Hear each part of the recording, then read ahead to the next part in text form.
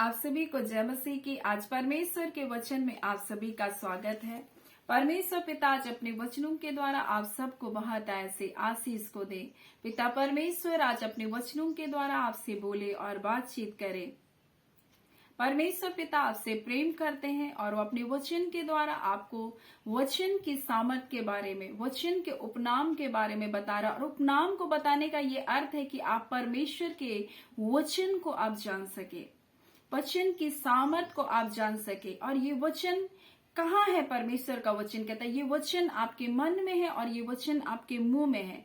और इसलिए कहता है कि विश्वास सुनने से और सुनना मसीह के वचन से होता है। और ये वचन जब आप सुनते हैं ये आपके मन में है और ये आपके मुंह में है। और उद्धार के लिए कहा जाता है मुंह से अंगीकार किया जाता है। वचन कौन है? वचन यीशु मसीह है। और इस प्रकार से यूहन्ना पहला अध्याय में लिखा है, आदि में वचन था, वचन परमेश्वर के साथ था, वचन परमेश्वर था और यही देहधारी हुआ और हमारे बीच में आया, अनुग्रह और सच्चाई के साथ परिपूर्ण होकर। और ये वचन ही है जो एक बीज के समान है और ये अविनाशी बीज है। और इसलिए कहता है घास सूख जाती है, फूल मुरझा जाता है, परंतु परमेश्वर का वचन युगान युग स्थिर है। वो एक दिन नहीं, परंतु 2 दिन नहीं, परंतु हमेशा ये वचन रहेगा। और ये वचन के द्वारा हमारा उद्धार हुआ। इसी यीशु मसीह के द्वारा हम अंधकार के वश से छुड़ाए गए। यीशु मसीह के द्वारा हम पाप से छूट गए। यीशु मसीह ने हमें अपनी धार्मिकता को हमको दिया। और ये वचन युगान युग रहेगा। आकाश और पृथ्वी टल जाएगी, परंतु परमेश्वर का वचन हमेशा बना रहेगा। और इसलिए आज परमेश्वर अपने वचन के द्वारा हमें बता रहे इसके उपनाम के बारे में। यानी जब वचन को हमने सुना तो लिखा ये वचन अविनाशी बीज के समान है जिसके द्वारा हमारा नया जन्म हुआ। और मसीह में हमें एक नया जीवन को दिया, हमें एक नया समय को परमेश्वर ने हमारे लिए प्रारंभ किया। हम अंधकार के बस में थे, हम पाप के बस में थे और परमेश्वर ने हमको स्थान से छुड़ाकर अपने राज्य में हमको प्रवेश किया। हमारे मनों को, हमारे विचारों को बदलना प्रारंभ किया। पुरानी अभिलाषाओं के अनुसार हम जीवन को बिताते थे, परंतु आज हमारे हृदय को परमेश्वर ने बदलकर हमारे मन को परमेश्वर ने क्या बदल दिया। पहले झूठ बोलना अच्छा लगता था, परंतु आज हम झूठ को क्या करते? मसीह में आने के बाद हम झूठ बोलने के लिए पसंद नहीं करते। हमें पाप की संगति हमको अच्छी नहीं लगती। और ऐसी जगह में जब हम जाते हैं तो हमारा मन क्या होता है? बेचैन होता है। और यही वो नया जन्म है जो परमेश्वर हमको देता है, हमें अपने आनंद से, अपने शांति से भरता है। और वचन भोजन के समान है। जो नए जन्मे हुए बच्चे हैं, जो आत्मिक रूप से मसीह में नए हैं, उनके लिए वो दूध के समान है। फिर जैसे जैसे बढ़ते हैं आप उसको दूध पर नहीं रख सकते हैं।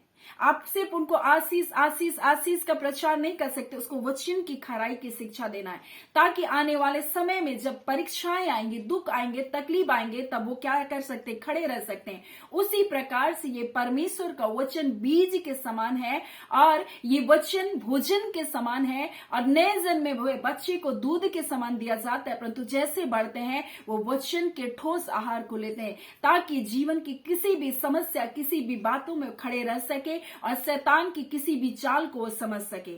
उसी प्रकार से हमने देखा परमेश्वर का वचन दोधारी तलवार के समान है। ये प्रबल है, ये जीवित है और ये हमारे मन की भावनाओं को, विचारों को क्या करता है? जांचता है। ये हमको हमारे जीवन को पाप से अलग जिंदगी की ओर लेकर जाता है, हमें पवित्रताई की ओर लेकर जाता है। ये दोधारी तलवार के समान है। फिर ये तलवार क्या करता है? ये तलवार शत्रु की सारी युक्तियों को क्या करता है? नष्ट करता है और हमारे जीवन में जय को प्रदान करता है। तलवार एक योद्धा के हाथों में होता है और पवित्र आत्मा का इस प्रकार से लिखा है, आत्मा की तलवार परमेश्वर का वचन है। और शत्रु जब हमारे जीवन में कई प्रकार की लड़ाइयों को लेकर आता है, हम परमेश्वर के वचन के द्वारा हम उस पर जय को पाते हैं। फिर हम परमेश्वर के वचन से आज सीखेंगे, परमेश्वर का वचन आग है, फिर वो एक हथौड़े के समान है।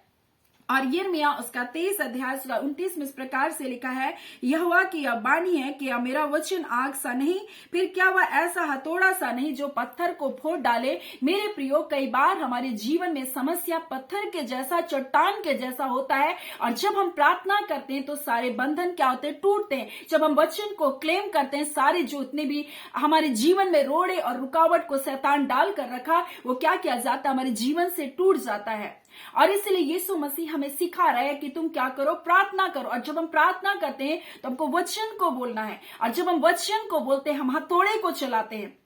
और परमेश्वर का वचन आग के समान है। और इसीलिए जब हम यिर्मयाह उसका 5 उसका 14 को पढ़ते तो लिखा, मैं अपने वचन को तुम्हारे मुंह में आग के समान डाला है, और ये एक हथौड़े के समान है। और इसीलिए यीशु मसीह कहता है, तुम मांगो तो तुमको दिया जाएगा। और जब हम मांगते हैं, और मांगने का अर्थ होता है लगातार। और यीशु मसीह जब सिखा रहा था तो एक अन्यायी न्यायाधीश जो किसी की नहीं सुनता था, परंतु वो विधवा प्रतिदिन जाकर मांगती थी कि मेरा न्याय चुका, मेरा न्याय चुका। तब यीशु कहता है, सुनो अन्यायी न्यायाधीश क्या कहता है। जबकि वो किसी से नहीं डरता, फिर भी ये स्त्री जो बार बार आकर नाक में दम करती है, इसलिए मैं इसका न्याय चुकाऊंगा। वो अन्यायी न्यायाधीश जब उसका न्याय चुकाएगा, तो आप जो प्रतिदिन वचन के द्वारा उस हथौड़े को, उस परिस्थिति के ऊपर चलाएंगे, अब वचन को बोलेंगे, वो क्यों कर नहीं टूटेगा। इस बात को यीशु मसीह आज आपसे कहना चाहता है। ये वचन है जिसको आप बोलेंगे, और आपके जीवन की समस्या, चाहे वो कितनी बड़ी चट्टान के समान, कितने बड़े पहाड़ के समान,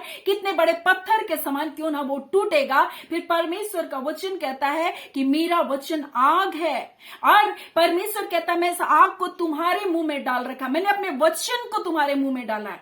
और इसलिए परमेश्वर का वचन हमें इस प्रकार से कहता, हमारा परमेश्वर भस्म करने वाली आग है। वो परमेश्वर भस्म करने वाली आग है, वो परमेश्वर जलन रखने वाला परमेश्वर है। इब्रानी में जब हम पढ़ते हैं 12 उसका 29 में लिखा, हमारा परमेश्वर भस्म करने वाली आग है। और न सिर्फ हमारा परमेश्वर भस्म करने वाली आग है, परंतु वो अपने बच्चों को भी वो क्या करता है, धधकती हुई आग बनाता है। और इब्रानी 1 उसका 7 में लिखा है, वो अपने सेवकों को धधकती हुई आग बनाता है।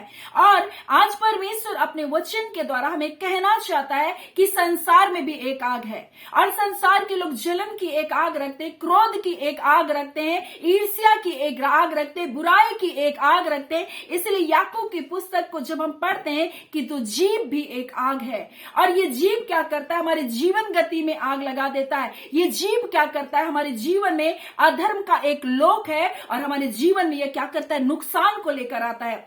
और जीभ भी एक आग है। और परमेश्वर आज अपने वचन के द्वारा कहता है, परंतु मैं एक आग को तुम्हारे जीवन में डाल रहा हूं, वो मेरा क्या है, वचन है। और संसार अपनी आग को लगाता है, संसार अपनी समस्याओं को डालता है, परंतु आप उस आग से आपको जला नहीं पाएगा। और ये बात सदरक मेशक अबेदनगो भली भांति जानते थे मेरे प्रियो। और लोगों ने कसदी, लोगों ने राजा के पास जाकर चुगली खाई, क्योंकि ये लोग सदरक मेशक अबेदनगो से चिढ़ने लगे थे। क्योंकि दानियेल के पदवी को ऊंचा किया गया, दानियेल अपने मित्रों के लिए बातचीत किया राजा से, और राजा ने भी उनको कई प्रांतों में अधिकारी के रूप में सदरक मेशक अबेदनगो को नियुक्त कर दिया। और इस कारण यहाँ कसदी लोग इन तीनों व्यक्ति से जलन को रखने लगे। वो दानियेल का तो कुछ नहीं बिगाड़ पा रहे थे, परंतु इनके जीवन को नुकसान करना चाहते थे। इसलिए इन्होंने जाकर राजा से चुगली की, और राजा से इस प्रकार से कहा, राजा ये आपकी बनाई हुई मूर्ति के सामने ये दंडवत नहीं करते, ये आप उसके सामने झुकते नहीं, आपका अपमान करते हैं। तब हम लोग देखते हैं, जब हम दानियेल के पुस्तक को पढ़ते हैं, तब सदरक मेशक अबेदनगो राजा को क्या जवाब को देता है। वो कहता है, हे नबूकदनेस्सर, इस विषय में तुझे उत्तर देने का हमें कुछ प्रयोजन नहीं जान पड़ता। हमारा परमेश्वर जिसकी हम उपासना करते हैं, वो हमको धधकते हुए आग की भट्टी के आग से भी बचाने की शक्ति रखता है। मेरे प्रियो, संसार में आग है, ईर्ष्या एक आग है, जलन एक आग है, क्रोध एक आग है, पाप एक आग है। और नीति वचन इस प्रकार से कहता है, जो पराई स्त्री को वो छूता है, वो अपने सीने पर आग को रखता है, वो आग पर चलने वाला है। और ये पाप भी एक आग है। और मेरे प्रियो, इस आग में संसार आपको गिराना चाहता है, परंतु आप एक जान कर रखिए, आपका परमेश्वर ने जो वचन आपको दिया, आपको यह संसार की आग जला नहीं सकती है। ये संसार की आग आपके जीवन को नाश नहीं कर सकती है। लोगों की चुगली, लोगों की बुराई, लोगों का अपमान, लोगों का आपके लिए षड्यंत्र को रचना, ऐसी आग आपको जला नहीं सकती। इसलिए सदरक मेशक अबेदनगो कहते हैं, हे परमेश्वर, हमारा परमेश्वर जिसकी हम उपासना करते हैं, हे नबूकदनेस्सर राजा, वो हमको धधकते हुए आग के भट्टे से भी हमको क्या कर सकता है,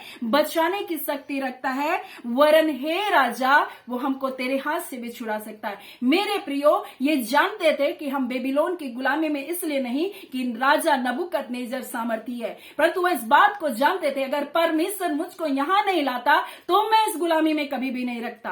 और जब परमेश्वर छुड़ाना चाहेगा तो राजा भी मुझको बंधुआई बनाकर नहीं रख सकता। ये आग मेरा कुछ नहीं बिगाड़ सकता। मेरे प्रियो, मैं आपसे कहना चाहती हूं, आपके पास परमेश्वर का वचन है, आपके पास जीवित वचन है, वो सामर्थी वचन है, और वो वचन आपके मन में है, और वो वचन आपके मुंह में है। इसलिए ये संसार की आग आपको जला नहीं सकती, ये संसार की आग आपके जीवन को नष्ट नहीं कर सकती, क्योंकि परमेश्वर जो आपका परमेश्वर है वो भस्म करने वाली आग है, और वो अपने सेवकों को भी धधकती हुई आग को बनाता है। मेरे प्रियो, जब हम लोग यशायाह की पुस्तक को जब हम लोग पढ़ते हैं, उसका 30 अध्याय को जब हम पढ़ते हैं, तो यहाँ इस प्रकार से लिखा हुआ है, हमारा परमेश्वर इस प्रकार से लिखा है कि देखो यहोवा दूर से चलाता है, उसका प्रकोप भड़क उठा है, वह धुएं का बादल उठ रहा है, और उसके होंठ में क्रोध भरे हुए, और उसकी जीभ भस्म करने वाली आग के समान है। मेरे प्रियो, परमेश्वर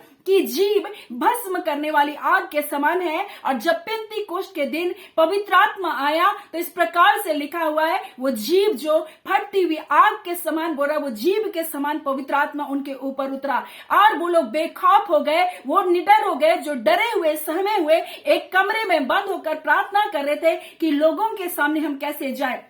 जिसने यीशु मसीह को मार डाला, जिसने यीशु को इतना सताया, वो इस बात को अपने आंखों से प्रकट में देखे थे, उस अपमान को, उस ठट्टे को उन्होंने देखा था, और इस बात को जान रहे थे कि अब हम यीशु का प्रचार करेंगे तो हमें भी इसी प्रकार से सामना करना पड़ेगा। यीशु मसीह मृतक में से जी उठा था, इस बात को उन्होंने देखा, परंतु फिर भी उनके अंदर भय था। मेरे प्रियो, परमेश्वर का वचन कहता है, परमेश्वर का आत्मा भय का आत्मा नहीं है, और जब परमेश्वर का पवित्र आत्मा हमारे जीवन में आता है, वो हमको निर्भय करता है और उसको बोलने की ताकत को देता है। और यही चेलों के अंदर आया, और पवित्र आत्मा की सामर्थ से वो भर गए, और वो बोलने लगे, वो प्रचार को करने लगे, और लोगों ने इस वचन को क्या क्या स्वीकार किया। यूहन्ना इसलिए कहता है, मैं तो तुमको पानी से बपतिस्मा दे रहा हूं, परंतु जो मेरे बाद आएगा वो तुमको पवित्र आत्मा और आग का बपतिस्मा देगा। मेरे प्रियो, आपको परमेश्वर आग बनाने के लिए बुलाया।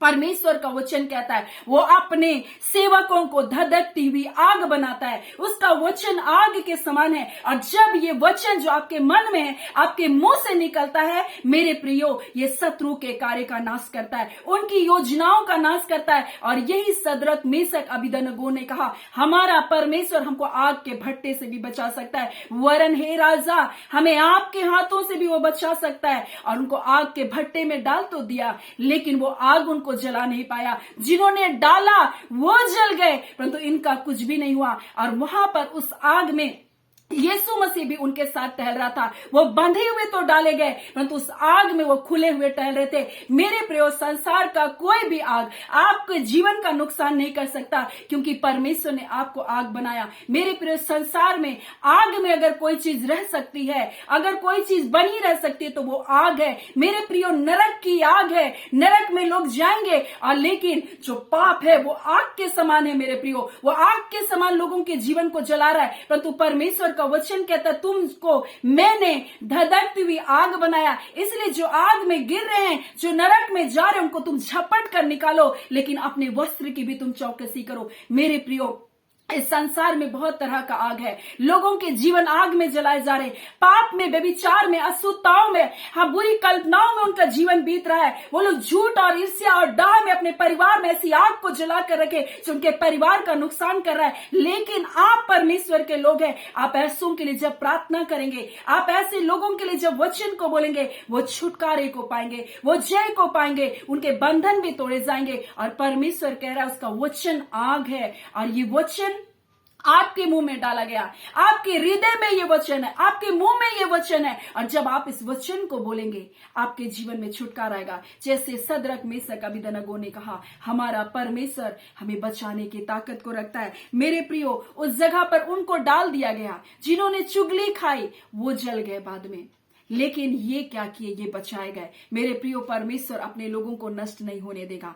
आपके अंदर परमेश्वर की आग है, पवित्र आत्मा की आग है, और परमेश्वर का आत्मा आपके अंदर है। वो आग, पवित्र आत्मा आपको निडर बनाता है। वो आग आपके जीवन में, इस संसार की सारी आगों के ऊपर में क्या होता है, प्रबल होता है। इसलिए भजन संहिता को जब हम पढ़ते हैं, तो इस प्रकार से भजन संहिता 29 उसका 7 में लिखा है, यहोवा की वाणी आग को भी क्या कर देती है, चीर देती है। यहोवा का वचन इस संसार के आग को भी क्या करता है, चीर देता है। इस संसार के आग आपके जीवन का कुछ भी नहीं बिगाड़ सकता है, क्योंकि परमेश्वर का वचन आपके अंदर है।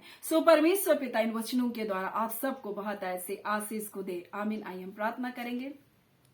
धन्यवाद देते हैं जीवते सच्चे सामर्थ्य पिता परमेश्वर, प्रभु यीशु मसीह के नाम से खुदावन परमेश्वर आपके निकटता में आते हैं। आपके इन प्रिय लोगों को लेकर प्रभु जी आपके सिंहासन के सामने आते हैं। प्रभु जी आप जो भस्म करने वाली आग है परमेश्वर पिता, हाँ पिता परमेश्वर, आपके जीव जो परमेश्वर प्रभु जी आपके लपटों के समान है खुदान प्रभु जी, आपकी आंखें परमेश्वर ज्वाला में आग के समान है खुदान। आज खुदावन परमेश्वर आपके बच्चों के ऊपर परमेश्वर कुदृष्टि करने वाले लोगों के जीवन को आप नष्ट करें। हाँ खुदान परमेश्वर, आप अपने वचन की आग के द्वारा परमेश्वर दुष्ट के कार्य को जो इनके जीवन में जला रहे प्रभु जी, इनके काम में जो रुकावट डाल रहे, इनको जलन के कारण नीचे करें, इनके ऑफिसों में अनादर करें, इनके कार्यालय में अनादर करें, इनके स्कूलों में अनादर हो रहा है प्रभु जी। ऐसे जगह पर परमेश्वर आप अपने बच्चों के लिए परमेश्वर पिता आग के समान उनके लिए खड़े हैं पिता। ऐ खुदान हमारा परमेश्वर, तो भस्म करने वाली आग है प्रभु जी, हर बंधन को आप तोड़ रहे हैं प्रभु, हर अंधकार की शक्ति आपके लोगों के जीवन को छोड़कर जा रही है पिता।